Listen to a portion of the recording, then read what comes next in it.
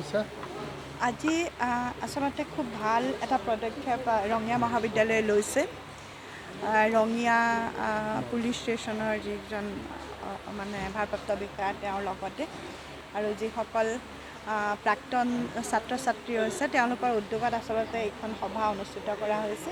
উদ্দেশ্য এটাই আছিলে যে কেনেকৈ ৰঙিয়াখন বা ৰঙিয়াৰ উপকণ্ঠ যিখিনি অঞ্চল আছে সেইখিনি কেনেকৈ ড্ৰাগছৰ পৰা বিৰত ৰাখিব পাৰে বা ড্ৰাগছৰ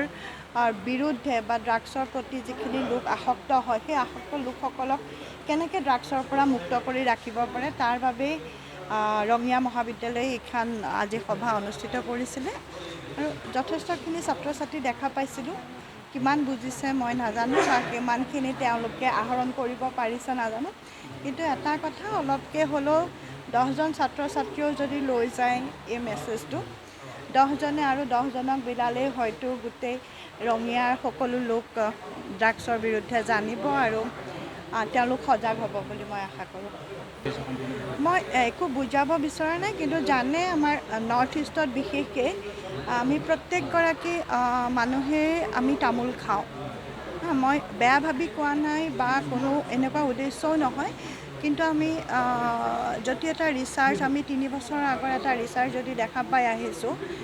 আমাৰ বেছিখিনি মানুহ আমাৰ যিটো গেলাই থোৱা তামোল যিটো আমি পুতি থওঁ সেই তামোলটোৰ পৰা কিন্তু কেঞ্চাৰ আক্ৰান্ত হৈছে বুলি পেলাই আজি 3 বছৰমান আগতে এটা ৰিচাৰ্চত ওলাইছিলে আৰু যিটো বস্তুৱে আমাৰ কেঞ্চাৰো সমানে ড্ৰাগছৰ নিচিনাকৈ এঘৰ মানুহক তিলকৈ ভোগাই মাৰে কিন্তু চাহো আমি এনেকুৱা এটা নিচা আমাৰ কাৰণে ভাল নিচা বুলিয়ে হওক বা বেয়া নিচা বুলিয়ে কওঁ চাহো এনেকুৱা নিচা আমাৰ চাহ একাপ খালেহে আমাৰ টোপনিটো ভাগে আৰু বাকী ড্ৰাগছৰ মেডিচিনখিনি এনেকুৱা যে খাই পেলাই আমি শুই থাকোঁ আৰু কফি আৰু চাহে আমাক খোৱাৰ পৰা উঠাই দিয়ে কাৰণ দুটা বেলেগ বেলেগ ধৰণৰ নিচা এৰিও আমি অসমীয়া সমাজখন থাকিব নোৱাৰোঁ কিন্তু এটাই কথা প্ৰত্যেকটো বস্তুৰে এটা লিমিট হোৱা উচিত আৰু সেই লিমিটত খালে আমি সুস্থ হৈ থাকিব পাৰিম সেইটোৱে চৰকাৰীভাৱে নিচামুক্তি কেন্দ্ৰ নাই কিন্তু চৰকাৰে পদক্ষেপ লৈছে হয়তো অহা 6 মাহমানৰ ভিতৰত হয়তো আমাৰ বিভিন্ন জেগাত অসমৰ চৰকাৰীভাৱে নিচামুক্তি কেন্দ্ৰ হৈ উঠিব আৰু সেইখিনি পদক্ষেপ আমাৰ মুখ্যমন্ত্ৰী ডাঙৰীয়াই লৈছে হাতত আৰু প্ৰত্যেকখন জিলাতে কিন্তু আমাৰ অৰেল ছাবষ্টিটিউশ্যন থেৰাপি যিখিনি আছে আমাৰ গুৱাহাটীত এতিয়া যিহেতু গুৱাহাটীত সকলোতকৈ বেছি নিচা লোৱা ব্যক্তি পোৱা গৈছিল বা নগাঁৱত পোৱা গৈছিল গোলাঘাটত পোৱা গৈছিল তেনেকুৱা জেগাত আমাৰ নিচা যিটো ডিটক্স থেৰাপি ছাবষ্টিটিউশ্যন থেৰাপি তাৰ চেণ্টাৰ আছে আৰু সময় পৰ্যায়ে অসম চৰকাৰে নিজাববীয়াকৈ হাতত লৈছে যে প্ৰত্যেকখন জিলাৰ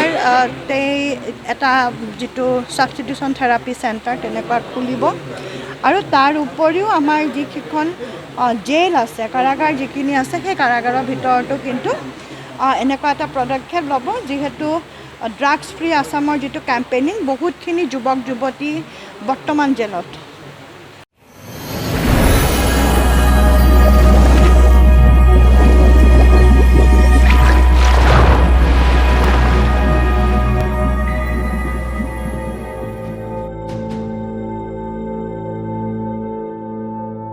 नोंथांमोना सानफ्रोमबोनि खौरांखौ मोननो थाखाय रिलाइव निउज 24 बड' यूट्यूब चेनेलखौ साबस्क्राइब खालामनायजों लोगोसे फेसबुक पेजखौ फल' खालामनानै लाइक शेयार खालामनो दाबाव गोजोन्थों।